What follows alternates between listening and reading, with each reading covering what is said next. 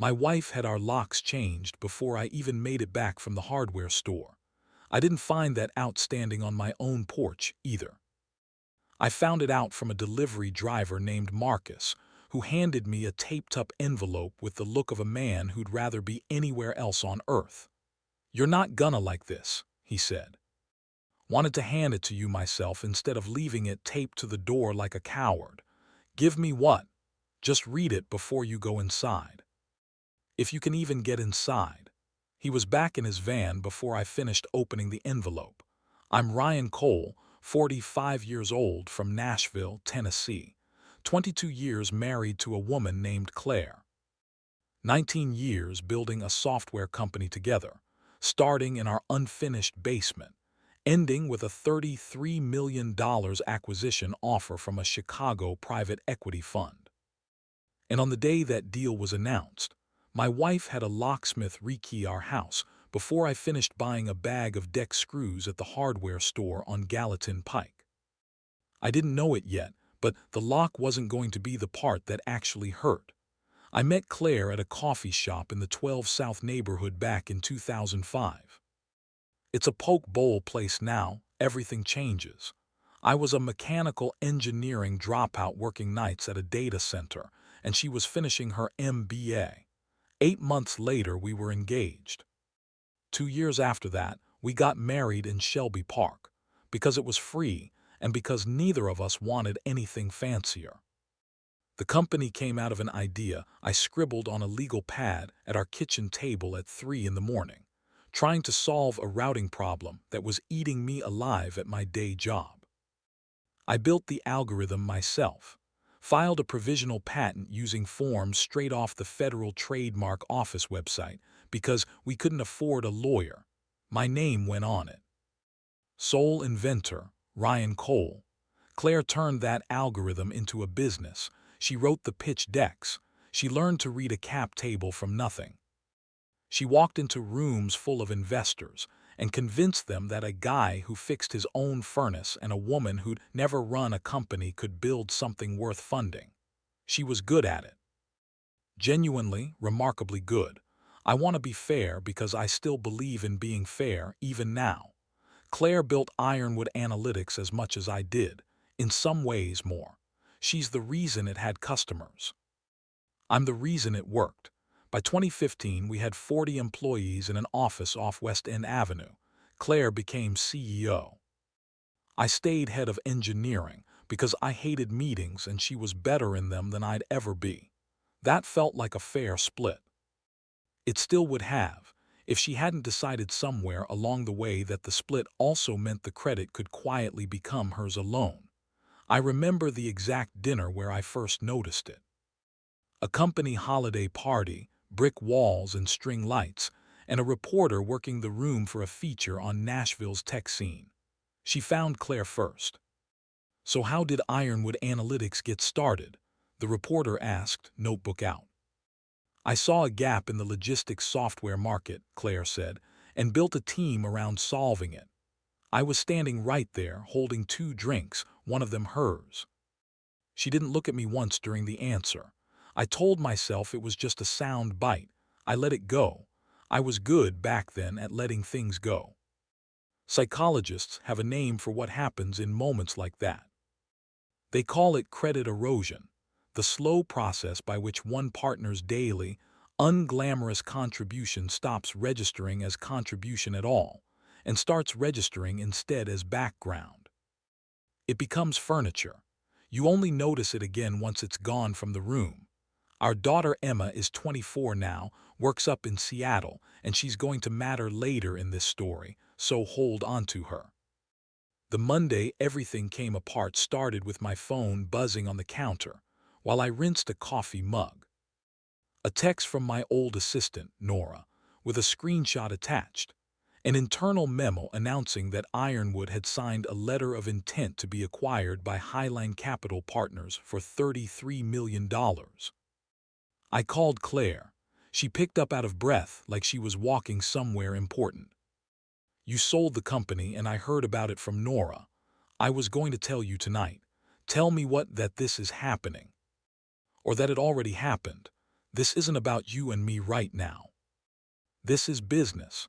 I built the engine this entire company runs on at a kitchen table in our house. Nobody's forgetting that. Feels like somebody already has. She hung up first. She'd never done that before in 24 years. Small thing. I noticed it anyway. 2 days later, Highline sent their due diligence team and 3 lawyers, and an associate in suits that made Nashville casual look like a costume. Nora texted me a play-by-play through most of it, half out of loyalty, half because watching it happen had rattled her. Cap tables, employment agreements, patent filings going back to 2007. Claire's practically living in the conference room, she wrote. IP title verification is on their checklist for next week. I didn't know it yet, but that answer was about to become the whole story. By Friday, 3 days after the announcement, Claire sat down across from me at our own kitchen table and told me she wanted a divorce, effective immediately. I already talked to a family law attorney about an accelerated separation, given the transaction timeline. The deal needs clean corporate optics. A messy divorce filing mid-acquisition looks bad to Highline's board. I need you out by the weekend. You're divorcing me for optics. I'm divorcing you because we haven't been a real marriage in years and you know it. The timing just happens to matter right now. Which part haven't we been real about? The part where I built the product? Or the part where I kept my mouth shut while you told a reporter you built the company alone? That landed. I watched it land. She didn't have an answer ready, which almost never happened with Claire. That's not fair, she said finally. Neither is a locksmith showing up before I've even packed a bag. Nobody's changed any locks, don't be dramatic. We'll see, I said. I meant it more as an exit line than a prediction. I didn't know yet how right I was about to be. Notice the phrasing she reached for that night. Clean corporate optics, accelerated separation. The deal needs. Not I don't love you anymore. Language that reframes a person as a liability to be managed instead of a human being to be reckoned with. That Saturday morning, before I left, my brother Jake called from just outside Franklin, where he runs a landscaping business and has never once pretended to understand a word of what I do for a living. Claire's really kicking you out. We agreed the way you agree to a hostage situation. You want to stay with us. Lisa already made up the guest room. I appreciate it. But I need to be in the city for a while. This isn't just a divorce. I found something in the company paperwork. I don't fully understand what it means yet. What did you find? Give me a few days. I'll tell you when I actually know what I'm holding.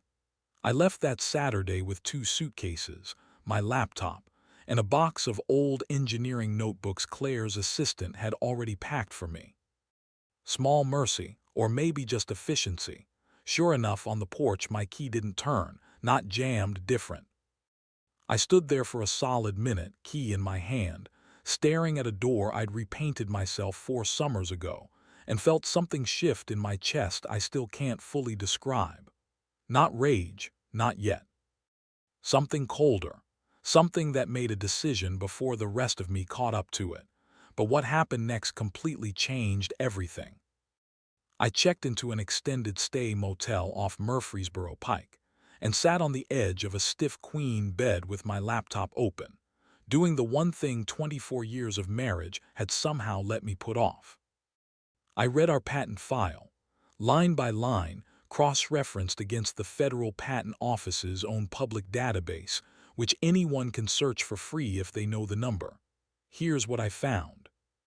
The original provisional patent I filed in 2005, before the company existed, named exactly one inventor, me. When the company incorporated in 2007, our first lawyer drew up an assignment moving my personal ownership into the company in exchange for founders' equity. Standard stuff. I remember signing something, but that assignment only covered the provisional patent. When it converted into a full utility patent in 2009, a separate federal filing, with its own inventor declaration, Nobody ever filed a new assignment to match it. It was like signing over the title to a car, and then the dealership swaps the engine, and nobody updates the paperwork to match what's actually under the hood. Under federal law, an issued patent belongs to its named inventor unless that inventor has formally assigned it in writing, recorded with the patent office. Ironwood Analytics had spent 17 years telling investors, telling employees, telling Highline Capital that it owned the routing patent free and clear. It didn't. I did. I sat there with gas station coffee going cold on the nightstand and laughed out loud once. The kind of laugh that isn't happiness, just what your body does when it runs out of other options. 22 years of marriage, and the one document Claire had never once asked to see in her life was the only thing standing between her and $33 million. I didn't call a divorce lawyer first. I called a patent attorney named Gary Whitfield, whose office sat in a converted warehouse in Wedgwood, Houston. I spread the documents across his conference table Monday morning. "You understand what this means," he said finally. "I think I do. It means Ironwood has been representing to a private equity buyer that it owns clear title to its core patent. It doesn't. You do. Any acquisition built on that assumption is going to fall apart the second Highlands Council finds this gap. And they will find it. It's not a matter of if. It's a matter of when. What do I actually own here, Gary? I'm not trying to blow up her life. You own the right to say no. Nobody can assign, license, or sell that patent without your written, notarized consent.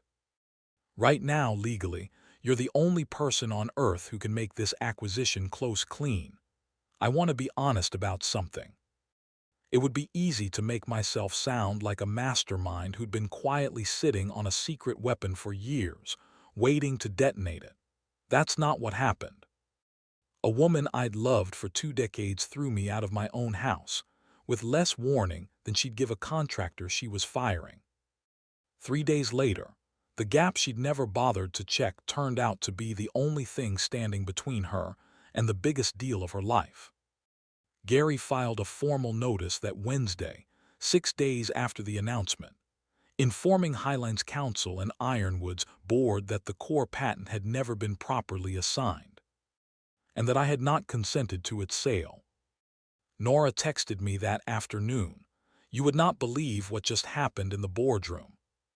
Highline's lead counsel walked in holding some kind of legal notice and asked Claire, point blank in front of 2 partners, "Who is Ryan Cole to this company?" She just sat there. Eventually she said, "A former technical advisor." A former technical advisor after 19 years. I didn't respond to that one for a while. The deal didn't die instantly. Big transactions never do.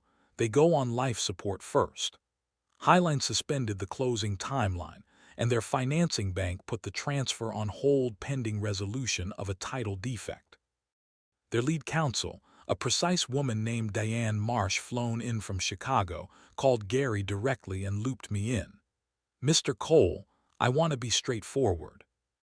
My client has no interest in a protracted title fight. We evaluate hundreds of deals a year.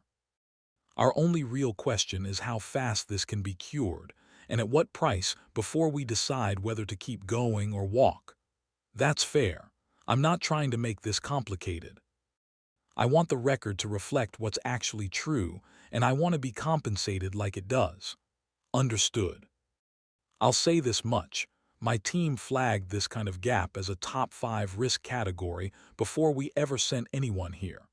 We see it more than you'd think in companies run by a founding couple. One spouse handles the technical side, one handles the business side, and somewhere in the middle the legal housekeeping falls through the cracks. It happens because people trust each other. Which is exactly why it's dangerous. She hung up without much more than that. Gary looked at me across his desk. "She's not bluffing. That's not a threat, Ryan. That's just what a title defect this clean does to a deal this size. I don't feel good about any of this. I feel like I'm dismantling my own marriage with a crowbar. You didn't build the crowbar. You just finally picked it up. Claire called the following Friday, exactly a week after telling me to be out by the weekend. We need to talk, in person, this is serious. I'm aware. I read the patent filings. Did you? Silence, a long one, it told me everything. In 19 years running that company, my wife had never once looked at the single document that determined who actually owned the thing she was about to sell. We met at a diner on Gallatin Pike, not our old place. I couldn't have done that to either of us. Claire looked like she hadn't slept in 2 days because she probably hadn't. You could have told me, she said, sliding into the booth, instead of blowing up the whole deal out of nowhere. You could have told me, I said. Is a strange thing to hear from the woman who had my locks changed while I was buying deck screws. She didn't answer that. What do you want, Ryan? Right now, I want you to admit out loud that you were about to sell something you didn't fully own. And that the only reason it didn't happen is because I happened to read a folder you never opened.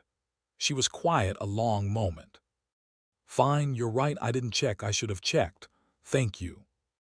That's the first honest thing you've said to me in 3 weeks. I want to be clear. Because I've heard enough of these stories to know some of them stretch the truth about how this stuff actually works. I didn't own Ironwood Analytics. I didn't get to demand the whole $33 million. What I owned was the patent the entire product was built on, and under federal law, that gave me the right to refuse assignment, license it elsewhere, or negotiate fair compensation. Highline's counsel had already made it clear to Claire's team the deal would not close without a clean, notarized assignment from me. That gave me one thing, not revenge, leverage. The negotiation took 11 days. Claire's first offer, through her attorney, was $200,000 for a voluntary assignment, framed as a courtesy given our marriage.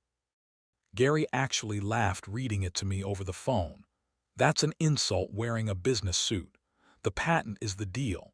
Without it, there's no $33 million. You're not a footnote in this transaction, Ryan. You're the reason there's anything to sell. I never asked for half the acquisition price. What I asked for was 3 things. Formal recognition as co-inventor of record, alongside 2 engineers whose work over the years had genuinely earned it. A clean assignment of my ownership to Highline in exchange for $6 million. And a small ongoing royalty structured to pay out over the life of the patent, instead of vanishing the moment the deal closed. Claire's lawyers fought it for 4 days. This is extortion, her attorney said on one call. Gary's voice went flat and calm. It's federal patent law. My client is the sole legal owner of an asset your client's company has spent 17 years claiming as its own without ever completing the paperwork. Call it whatever helps you sleep. They came back at $3 million on day 6. We held at 6.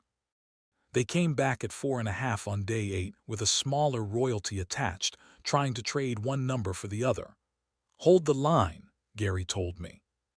Every day they negotiate instead of walking tells you Highline needs this deal more than they're letting on. On day 10, Claire called me directly, skipping the lawyers. I'm not fighting you because I think you're wrong about the patent, she said. I'm fighting because agreeing to your number means admitting, in writing, that I ran a company for 19 years and never checked whether it actually owned its own core technology. That's humiliating, Ryan, professionally, personally. I know, but it's true whether you sign or not. The only thing signing changes is whether the company survives the correction or doesn't. You could have just let it close and said nothing. I could have. But you changed my locks before I finished buying deck screws. I stopped being interested in protecting your comfort the second I stood on that porch with a key that didn't work. At this point, I thought the worst was over. It wasn't quite. What I found out later from Nora was that the call that actually broke the stalemate wasn't between Claire and me at all.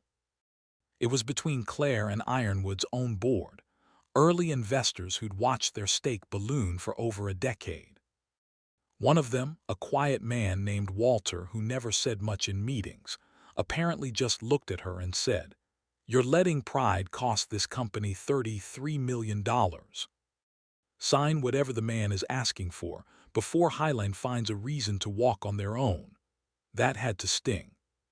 2 days later, her lawyers accepted the $6 million and the royalty structure, essentially unchanged from what we'd proposed on day one. We signed on a Tuesday, 2 weeks after a confused delivery driver had handed me an eviction notice on my own front step. Claire and I barely spoke beyond what the paperwork required. "You really weren't planning this," she said quietly while the notary organized her stamps. "It wasn't a question." "No, I was planning to grill something on the back deck and go to bed early." "You're the one who moved the furniture around." At one point, signing the assignment page, my hand actually shook a little, not from fear.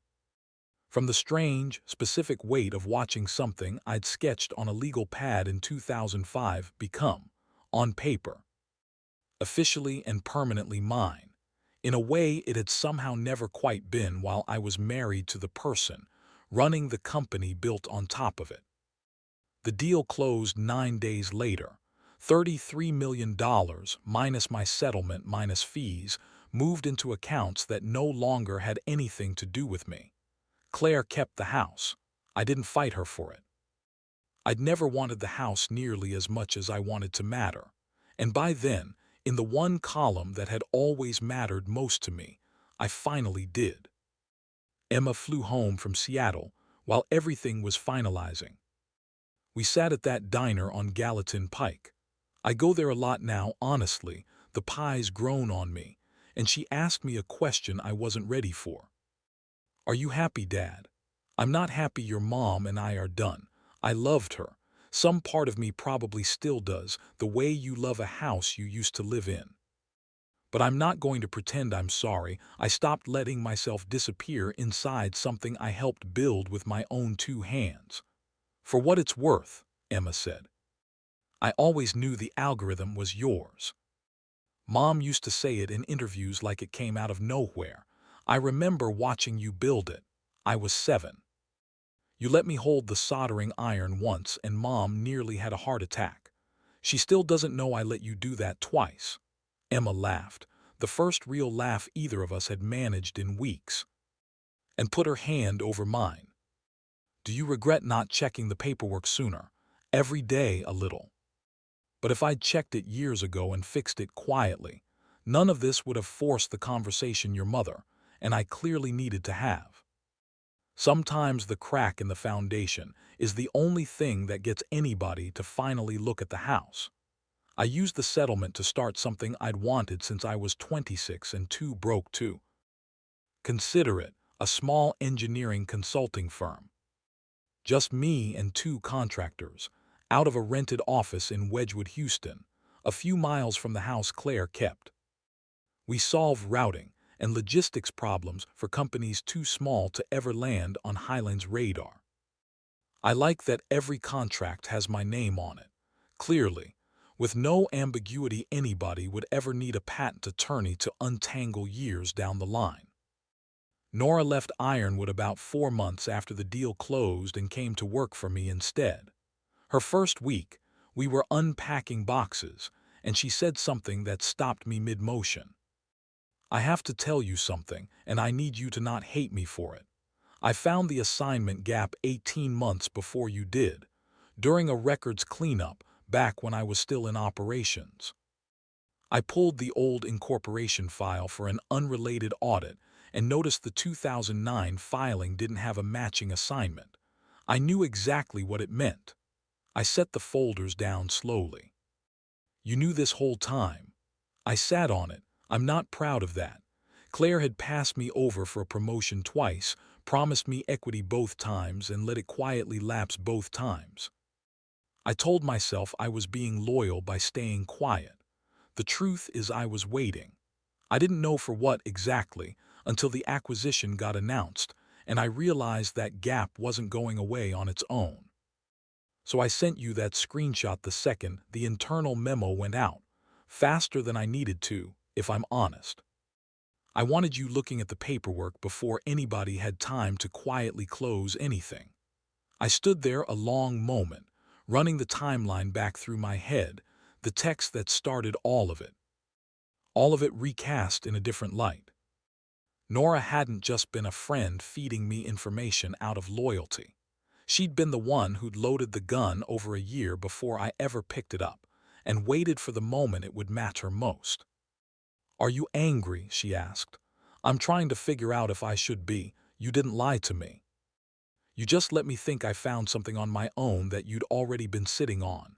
Would it have changed anything if you'd known sooner?" I thought about that honestly. No. It still would have ended the same way. I still would have read the paperwork. I still would have called Gary. You just made sure I actually looked. Instead of letting 19 years of trusting the wrong things keep me from ever opening that folder at all.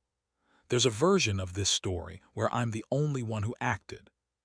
That version isn't true, and I'd rather tell you the honest one. What actually happened is that two people who'd both been quietly overlooked by the same company, for different reasons, ended up handing each other exactly what the other one needed at exactly the right moment. Neither of us planned it that way. It just turned out that way. Claire and I finalized the divorce 2 months after the acquisition closed. Nora told me Highline kept her on as an advisor through the transition, then quietly let the arrangement lapse once it ended. I don't know what she's doing these days. I've stopped checking. I didn't know it yet, sitting in that motel room off Murfreesboro Pike with a stiff mattress and a gas station sign glowing through the blinds. But the woman who'd thrown me out because I'd become an inconvenience was about to learn something I'd known all along and never once thought to use as a weapon. You can build an entire company around a person, sell it for millions of dollars, and change every lock in the house, and still not be able to erase a name from a federal patent filing just because you've stopped wanting to see it there. Some signatures don't come off that easily. So that's my story. If you'd been in my position, standing on that porch with a key that wouldn't turn, what would you have done? Would you have read that paperwork the same night or let it go? Let me know down in the comments and tell me where you're watching from tonight. If you enjoyed this one, hit that like button, subscribe for more stories like it, and I'll see you in the next one.